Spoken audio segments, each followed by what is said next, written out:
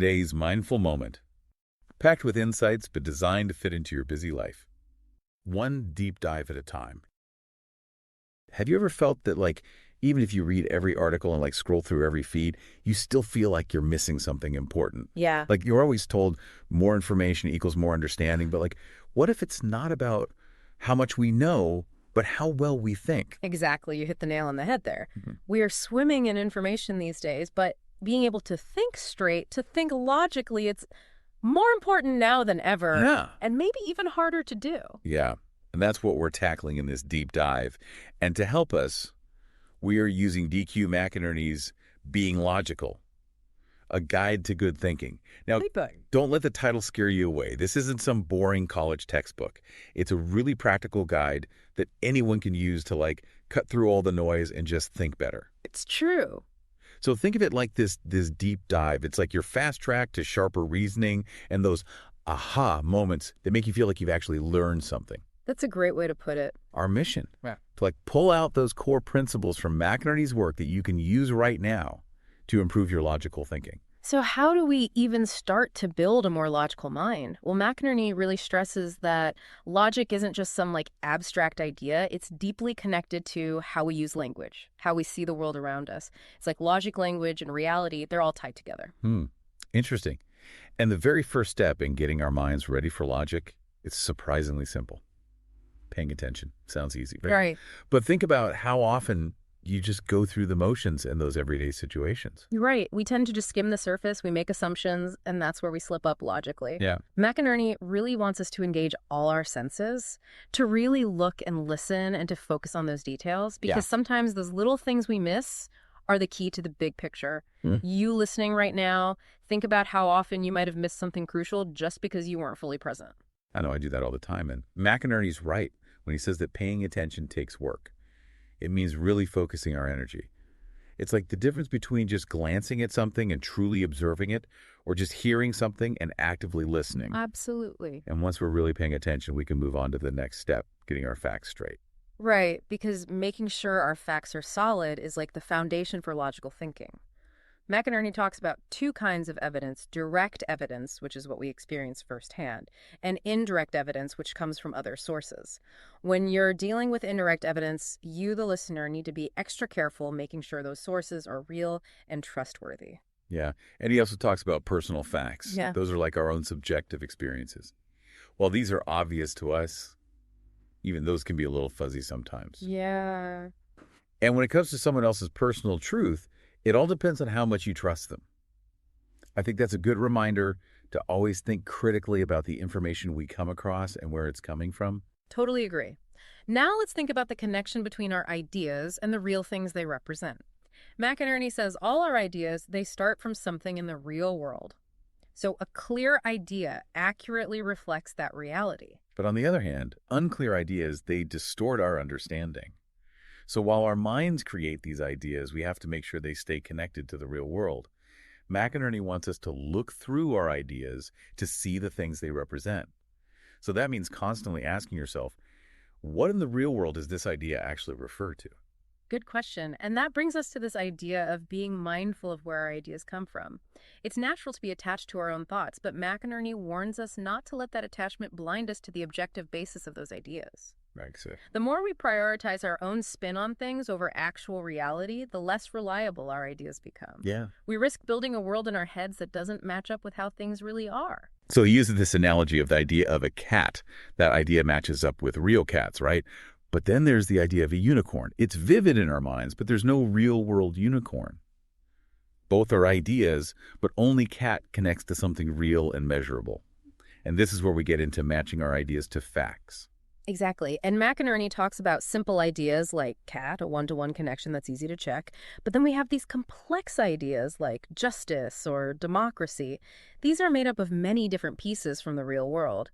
To really understand a complex idea, it means constantly linking it back to those many sources in the real world. Otherwise, it just becomes your personal opinion. And where do bad ideas come from? McInerny says they pop up when we're not careful and we don't check to see if our ideas are actually rooted in reality. We need to ground our thinking. We have a responsibility to ground our thinking. Yes. Okay. And on top of that, we have to match our words to our ideas accurately. That's where language comes in. Our words should clearly express the ideas we have. So for a simple idea like this table is made of wood, our language can directly mirror that fact. But with complex ideas, the trick is finding words that capture all those different sides. Right, and McInerny really highlights that our main goal should be to use language to communicate reality itself, not just our own opinions. Think about describing a made-up world. You can be really precise with your language, but it won't tell anyone about the actual world we live in. Language is powerful in logic because it can represent truth. And that leads us to communicating clearly. McInerny reminds us that clear thinking, although essential, doesn't always mean we communicate clearly. You might have a perfectly logical thought in your head, but have trouble explaining it to someone else. Yeah, that happens to me all the time. McInerny's got some practical tips for us. First, never think your listener automatically gets what you mean. Be clear, explain things, especially with complicated topics. Don't leave anything to guesswork, just spell it out. He also says to use full sentences. Those are like the building blocks of logical statements or propositions. Fragments or incomplete sentences can leave your listener wondering how things fit together. And this is important for you, the listener. Be clear whether you're stating a fact like the sky is blue or giving an opinion like that movie was boring. Mixing those two up can really mess up a discussion. Yeah, for sure. And McInerny says to skip the double negatives for clarity and to adjust our language to who we're talking to. Don't talk down to people, but don't assume they know everything either. Knowing your audience, that's key for effective communication. Now let's deal with something that often makes communication murky: vague and ambiguous language. McInerny says these are words that just wander around instead of having a specific meaning. Vagueness is when it's unclear what you're talking about, like when someone says everybody knows that. Who is everybody and what exactly do they know? Exactly. The solution, as McInerny points out, is being specific. Instead of general terms, use concrete ones. Even words that seem rich in meaning like freedom need to be carefully defined in logical arguments to avoid vagueness. So for you, the listener, always ask yourself if the language being used is actually pointing to something clear and well-defined. So ambiguity, on the other hand, that happens when a word has several meanings and the context doesn't tell us which one is meant. Right. Like shoot the duck with your camera. Right. Doesn't mean take a picture of the duck or use your camera as a weapon. Yeah, exactly. Yeah, the only way to avoid that is to be direct with your words. Yeah. And finally, McInerny warns against evasive language. This is language that intentionally dances around what the speaker really means. Euphemisms can be okay in some situations, but when we're talking logically, they can hide the truth and even mess up our own understanding of reality. So with our minds hopefully a little more ready for clear thinking and talking, let's dive into the core principles of logical thought itself. McInerny lays out 4 key principles. These are like the cornerstones of all logical reasoning. First, we have the principle of identity. Something is what it is. A is A. Seems obvious, right? Right. But it's the basis for all logical consistency. So it's like understanding that a cat is a cat and not a dog, and that always stays true. Exactly. Then there's the principle of non-contradiction.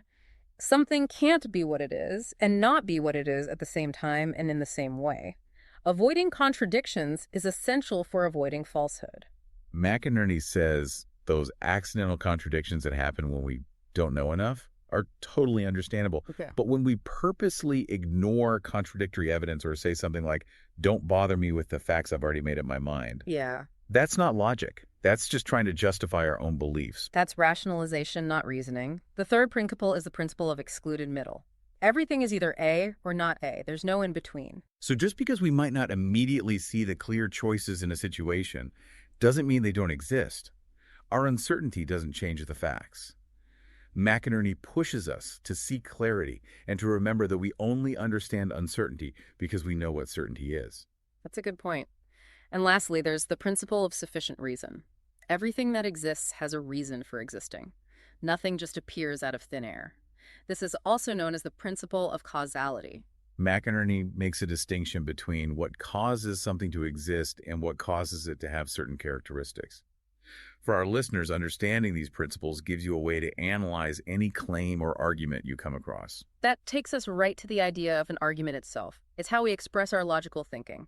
McInerny says an argument is the concrete expression of logical inference. Okay, so it's built on premises. Yeah. Those are the statements we believe are true that support a conclusion, which is what we're trying to prove. Right. A good argument usually has one clear conclusion. McInerny points out certain words that signal premises like because and since, and conclusions like therefore and thus. He also talks about different types of arguments like conjunctive which use and disjunctive using, or conditional using if-then syllogistic, which are deductive arguments with three parts, and inductive, where we go from specific observations to a general conclusion. What's crucial for a strong argument is that the premises are true and relevant to the conclusion. An impressive but irrelevant premise doesn't logically support the conclusion. He also differentiates between statements of fact and statements of value. Arguments using facts tend to be more convincing. A valid argument means that if the premises are true, the conclusion has to be true too. He uses an example to show how, even with true premises, a faulty structure can lead to a wrong conclusion. It's a reminder that the structure of the argument matters, but so does the accuracy of the information you're using. McInerny then discusses how we can manipulate statements logically. If a universal statement is true, like all birds have feathers, then a particular statement with the same subject and predicate must also be true, like some birds have feathers. But the reverse isn't always true. Just because some flowers are red doesn't mean that all flowers are red. You can't always go from a particular statement to a universal one. Now let's look at some common pitfalls of illogical thinking, those attitudes and perspectives that can trip up our reasoning. McInerny starts with skepticism. He distinguishes between healthy skepticism, where you hold back judgment when you encounter iffy claims, and destructive skepticism, which denies the possibility of any truth at all. That extreme skepticism kind of contradicts itself because the statement, "there is no truth," is itself a truth claim. Another obstacle is narrow-mindedness, the refusal to consider other viewpoints because of bias. McInerny contrasts this with genuine open-mindedness, which involves being willing to entertain new ideas before reaching a conclusion. Emotions play a big part in our thinking, too. McInerny highlights that strong emotions can cloud our judgment and warp our reasoning. When emotions take over, arguments often turn into venting sessions instead of a search for truth. That's right. He also stresses that arguing is not the same as quarreling. Argument aims for understanding, while quarreling aims to attack the other person. And finally, in this section, McInerny discusses the limits of sincerity. While sincerity is important for honest communication, being sincerely wrong is still wrong. Good intentions don't magically make bad logic good. These sources of illogical thinking often lead to fallacies, those common mistakes in reasoning that can be surprisingly convincing, often because they play on our emotions instead of appealing to our intellect. Let's go through some examples. Denying the antecedent is a frequent error in conditional reasoning, like saying, if it rains, the ground will be wet. It's not raining, therefore the ground isn't wet. The ground could be wet for other reasons. Similarly, affirming the consequent is also flawed. If it rains, the ground will be wet. The ground is wet, therefore it rained. Again, there could be other reasons for the wet ground. The undistributed middle term is a fallacy in syllogisms where the middle term doesn't properly link the other two. For example, some artists are poor, John is poor, therefore John is an artist. This doesn't logically follow. Equivocation is using a word with multiple meanings to mislead. For example, all laws should be obeyed. The law of gravity is a law, therefore the law of gravity should be obeyed. Here, law has two distinct meanings. Begging the question is circular reasoning where the premise already assumes the conclusion is true. For example, this book is true because it says so in the book. False assumptions are believing things without enough proof. McInerny reminds us that our assumptions shouldn't contradict basic principles. Right. The straw man fallacy is twisting someone's argument to make it easier to attack. The democratic fallacy thinks that if most people believe something, it must be true. The ad hominem fallacy attacks the person instead of the argument itself. And substituting for the force of reason, uses power or threats instead of logic to persuade. McInerny also talks about the need to carefully evaluate expertise and avoid quantifying of quality, where we mistakenly think we can always measure value with numbers. We should also consider more than the source, and not dismiss something just because of where it comes from. Stopping short at analysis reminds us that understanding the parts doesn't mean understanding the whole. Reductionism oversimplifies complex things by focusing on just one aspect. Misclassification puts things in the wrong category, and the red herring brings in irrelevant information to sidetrack the main point. Laughter and tears as diversionary tactics use emotional responses to avoid engaging in logical discussion. An inability to disprove does not prove reminds us that just because we can't prove something false doesn't make it true. The false dilemma gives only two options when there might be more. Post hoc ergo propter hoc, wrongly assumes that because one thing happened after another, the first thing caused the second. Special pleading is making exceptions for ourselves. The fallacy of expediency justifies actions just because they're convenient. Avoiding conclusions is deliberately staying undecided, and simplistic reasoning oversimplifies complex issues.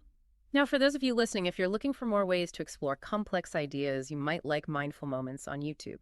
It's an AI audiobook analysis channel that breaks down key concepts in an easy-to-understand way, a lot like what we're trying to do here in our deep dive into logical thinking. So to wrap it all up, being logical isn't just knowing the rules. It's a way of looking at the world.